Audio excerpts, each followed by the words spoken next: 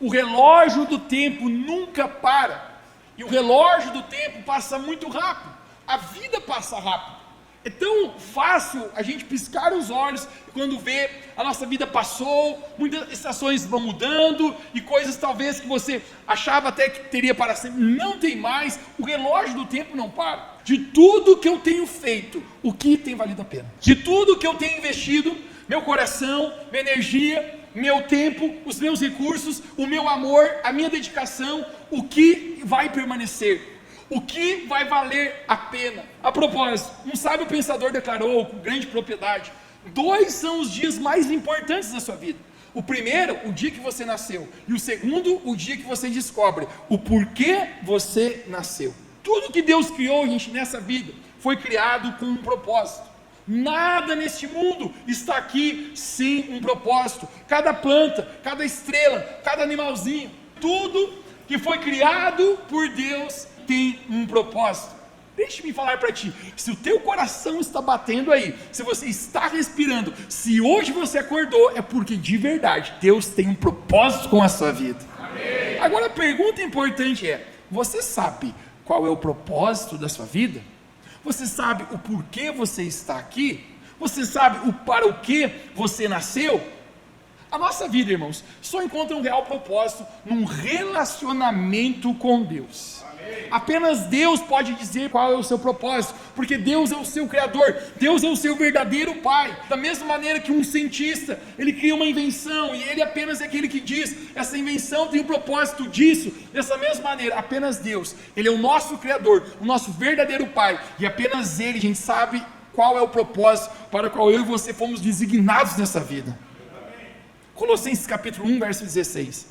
Essas palavras são magníficas do apóstolo Paulo, o qual ele diz, vamos ler juntos: pois nele, em Deus, foram criadas todas as coisas, no céu e na terra, as visíveis e as invisíveis.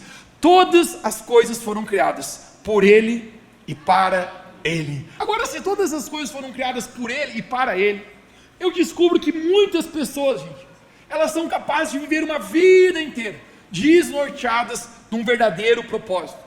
São capazes, gente, de nascer, crescerem, envelhecerem e morrerem, e não ter usado a sua vida para o real propósito, o qual Deus criou elas para existir. Talvez usando a sua vida para muitas coisas, mas não para o real propósito para o qual elas nasceram. E o melhor exemplo, gente, eu posso contar para você. Uma vez Deus falou comigo de uma maneira muito inusitada. Eu me lembro de uma estação da minha vida que eu estava tentando engrenar num novo esporte, que era o esporte de correr, de fazer maratonas, corrida, né? E eu comecei a correr, estava enganjado nisso, e um amigo meu, ele falou para mim: Mateus, corrida é maravilhoso, fará bem para sua mente, fará bem para o seu corpo físico, correr vale a pena. E ele falou: só tem uma coisa que você precisa cuidar, cuide com o seu joelho. Ele falou para mim: você tem um tênis apropriado para correr? Eu falei: o que é um tênis apropriado para correr? Eu corro com o meu tênis normal. Ele falou: não pode. Se você continuar correndo com esse tênis, breve você vai estourar o seu joelho. E eu falei: uau, então por favor me indique. E ele me fez uma indicação, gente, de um tênis que deveria ser usado. Aquele tênis tinha alguns amortecedores e não sei quantas molas. E quando ele passou o link do valor e do preço, gente, era de cair o queixo. Era muito caro o tênis, e eu falei: minha pau, que eu pago tudo isso aí num tênis para correr. E eu estava resistindo àquele negócio, e eu falei: não vou comprar. E perto da ocasião, eu tive a oportunidade de estar em outro país, eu encontrei exatamente esse tênis, gente, por uns 60% abaixo do valor que custava aqui no Brasil. Eu adquiri o tênis, voltei para o Brasil, e a minha ideia: eu vou provar esse tênis, vamos ver se é tudo esse negócio mesmo, e agora eu tenho um tênis apropriado para correr. E eu recordo que antes mesmo de eu estrear o tênis, eu encontrei um outro amigo meu, que eu nem sabia sobre ele, mas ele falou: Mateus, eu tenho tido a disciplina de correr já há muito tempo. Eu falei: pô, que legal, eu estou engrenando nisso. Eu falei: você corre bastante? Ele falou: corro. E ele falou: você quer saber, o ano passado, dos 365 dias, quantos que eu não corri? Eu falei: quero. Ele falou: de todo ano, 365 dias, eu só não corri 6 dias. Gente, nesse momento eu comecei a me sentir um mau corredor, um indisciplinado, um sedentário. E eu pensei: uau, rapaz, você é bom mesmo na corrida, hein? Ele falou: eu apenas não corri nos dias que a chuva era muito forte. Se a garoa era pouca, eu saía correndo do mesmo jeito. 5:30 da manhã. Eu falei: uau, esse cara é demais. E aí eu precisava dar um troco, né, porque já tinha me humilhado. E eu falei, mas você tem um tênis apropriado? Ele falou para mim assim, não, eu corro com meu tênis normal. Eu falei, não pode. Você já viu aquele pessoal, né, que ele é um eco, ele escuta de alguém e fala a mesma coisa, né? A mesma coisa que eu ouvi do outro amigo meu, tá falando para ele, se você continuar correndo com esse tênis normal, você vai estourar o teu joelho, você não vai poder mais correr. E eu tô dando aquele sermão para ele, e eu falei, mas já se prepara que o tênis é caro. Comprei no outro país, porque aqui não tinha condição, que é caro mesmo, mas tem que comprar, senão você não vai longe nessa tua corrida. Ele estava me escutando, pois é. E quando eu estou terminando de conversar com ele, gente, Deus fala comigo no meio daquela conversa. As vozes inesperadas de Deus. Deus falou, pois é, Mateus, esse tênisão aí, ele corre mais que você, né? Eu falei, mas não significa que eu também não corro, Senhor, né? Eu já sabia, gente, dito e feito. Deus estava falando, Mateus, semeia o tênis na vida dele, dá de presente.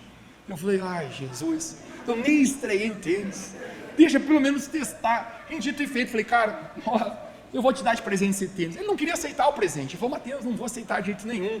Eu falei, cara, não me peça a oportunidade de obedecer a Deus na minha vida. Deus está pedindo para mim te dar esse tênis. A propósito, gente, tudo que nós temos não é nosso, gente. Tudo que nós temos, nós somos mordomos de Deus. Você vem nesse mundo sem nada nas suas mãos, você sai desse mundo sem nada nas suas mãos também. Sabe o que significa? Tudo é de Deus. Semeia a vida o tênis na vida dele, dei tchau para ele e falei, vai-se embora de uma vez antes que eu mude de ideia aqui, meu irmão, né? Passou um mês, eu não tinha mais visto o camarada, eu encontrei ele de novo. Quando eu encontrei ele de novo, a primeira coisa que eu vou perguntar, cara, me conta, o tênis é tudo aquilo mesmo ou não é? Ele falou, Mateus, posso ser sincero contigo. E eu pensei, fala aí, achou feio o tênis? Não gostou? Né? Ele falou, Mateus, o tênis é tão bonito, mas tão bonito, que eu não estou usando para correr, eu estou usando para sair. E eu, what? O quê? Eu falei, cara, esse tênis não foi feito para usar com calça jeans. Esse tênis foi feito com propósito para correr. Foi designado, foi projetado. Muito tempo, esforço para que ele fosse um tênis para a corrida. E você me disse que você não está usando para correr. Ele falou, Mateus, eu sei que é para correr, mas ele é tão bonito que eu não estou usando para correr, para não destruir ele.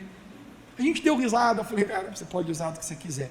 Quando eu saí da presença dele, Deus falou comigo, e essa forma inusitada que eu falei para ti que Deus falou comigo. Ele falou assim, Mateus, muitas pessoas, elas estão caminhando nessa vida, e elas não estão usando a sua própria vida para o real propósito para o qual elas foram criadas. Muitas pessoas foram designadas com um propósito, tem um plano aqui de Deus para a vida delas, mas elas estão usando a vida para outras coisas, da mesma maneira que esse amigo meu estava usando o tênis para outra razão, mas menos para cumprir o real propósito. E eu descubro, gente, que às vezes é tão fácil nós nos distrairmos e nos desfocarmos nessa vida do nosso real propósito, porque nós estamos fazendo muitas coisas, muitas urgências, mas deixando a principal coisa, o nosso real propósito. E eu quero ler para ti, Atos capítulo 17 agora, a respeito do real propósito, o para o que nós estamos aqui, e tudo na nossa vida, nasce a partir desse lugar. Vamos ler juntos. E de uma só vez, fez todas as raças dos homens, para habitarem sobre toda a face da terra, determinando-lhes os tempos ordenados e os limites da sua habitação. Verso 27. Criou para que buscassem a Deus, se porventura tateando pudessem achar, o qual todavia não está longe de cada um de nós. E nesse momento, o apóstolo Paulo começa a tomar palavras, gente, e ele fala a razão, o propósito para que Deus nos criou, e ele diz no verso 27, para que buscassem a Deus. O propósito, gente, da nossa vida é buscar a Deus. Por quê? Porque apenas num lugar de busca ao Senhor nós somos completos. Apenas no lugar de busca ao Senhor, a nossa vida tem um real sentido. Deixe-me te pregar algo hoje. Você não foi feito para coisas, você foi feito para Ele. Amém. Agora a pergunta é, por que nós gastamos a maior parte do nosso tempo da nossa vida tentando buscar coisas, enquanto a razão e o propósito é buscar Ele? E nesse momento, o apóstolo Paulo fala como deveria ser essa busca. Ele diz, criou para que buscassem como tateando. Alguém que está tateando, gente, está numa busca intensa, está focado na busca. Não é qualquer busca, pensando, vamos ver se eu acho, estou olhando daqui. Não, é alguém que está empenhado nisso. E dessa maneira Deus está falando, Deus nos criou para que a gente possa estar empenhado numa busca pela presença de Deus. Porque apenas, novamente, eu falo para você, nesse relacionamento com Deus, eu e você somos completos. Guarde isso. Sonhos que você realizar não irão te completar. Carreira profissional bem-sucedida não irá te completar. Um ministério bem-sucedido não irá te completar. Riquezas nessa vida não irão te complementar. A única coisa que nos completa é Deus. Amém. Você pode pensar que irá, mas quando você chegar lá, acredite, experiência própria, você chegará e dizer, pois é, era só isso? O seu coração ainda estará por buscar algo. Já não parou para pensar? Todos estão buscando algo o tempo inteiro. Hashtag, no corre, no dia a dia. As pessoas estão buscando por algo, estão buscando por dinheiro, estão buscando por isso, por aquilo, eu preciso fazer isso. As pessoas vivem uma vida urgente, eu estou atrasado para isso, eu preciso fazer isso. Buscando por algo. E deixe-me falar para ti, Jesus ele falou, a coisa principal que nós deveríamos buscar, em Mateus 6:33. Ele está falando, busquem pois, em primeiro lugar, o reino de Deus é a sua justiça. Porque nada na nossa vida, gente, tem um real sentido sem ter a presença de Jesus. Buscar a Deus é o propósito da minha e da sua existência. E só nesse lugar de intimidade, nesse lugar de busca, nós vamos nos sentir felizes, completos, realizados, sem ter um quebra-cabeça, sempre com uma peça faltando. Nesse lugar de relacionamento com Jesus, é onde eu descubro para o que eu fui criado, qual é o meu destino e para que eu estou aqui nessa terra.